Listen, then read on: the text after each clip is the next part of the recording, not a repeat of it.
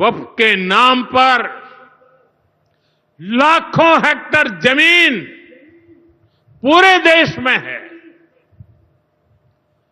इस जमीन, इस प्रॉपर्टी से गरीब का, बेसहारा महिलाओं बच्चों का भला होना चाहिए था। और आज ईमानदारी से उसका उपयोग हुआ होता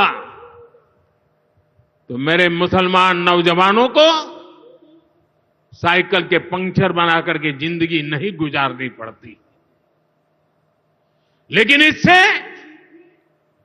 मुट्ठी भर भू माफिया का कोई भला हुआ। पसमानदा मुस्लिम इस समाज को कोई फायदा नहीं हुआ।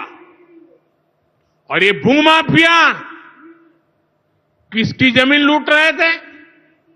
ये दलित की जमीन लूट रहे थे, पिछड़ों की जमीन लूट रहे थे, आदिवासी की जमीन लूट रहे थे, विधवा महिलाओं की संपत्ति लूट रहे थे। सैकड़ों विधवा मुस्लिम महिलाओं ने भारत सरकार को चिट्ठी लिखी, तब जाके कानून की चर्चा आई है। वक्फ कानून में बदलाव के बाद अब ये गरीबों से जो लूटा जा रहा है वो बंद होने वाला है।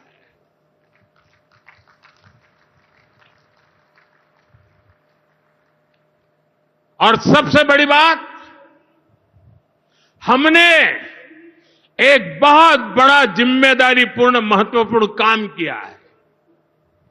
हमने इस वक्फ कानून में एक और प्रावधान किया है। अब नए कानून के तहत, वक्फ के कानून के तहत किसी भी आदिवासी की जमीन को हिंदुस्तान के किसी भी कोने में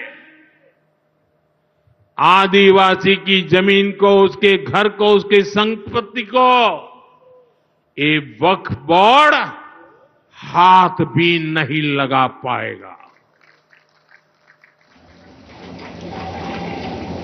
ये आदिवासी के हितों की रक्षा करने का, संविधान की मर्यादाओं का पालन करने का हमने बहुत बड़ा काम किया है।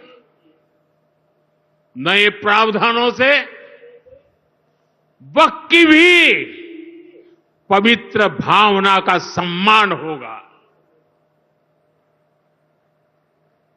मुस्लिम समाज के गरीब और पसमानदा परिवारों, मुस्लिम महिलाओं, खास करके मुस्लिम विधवाओं को, मुस्लिम बच्चों को उनका हक भी मिलेगा और भविष्य में उनका हक सुरक्षित रहेगा। और यही तो बाबा साहब आंबेडकर ने संविधान के स्पिरिट में हमें काम दिया हुआ है। यही असल स्पिरिट है, यही असली सामाजिक न्याय है। साथियों, हमारी सरकार ने 2014 के बाद बाबा साहब आंबेडकर की प्रेरणा को आने वाली पीढ़ियों तक पहुंचाने के लिए अनेक महत्वपूर्ण कदम उठाए।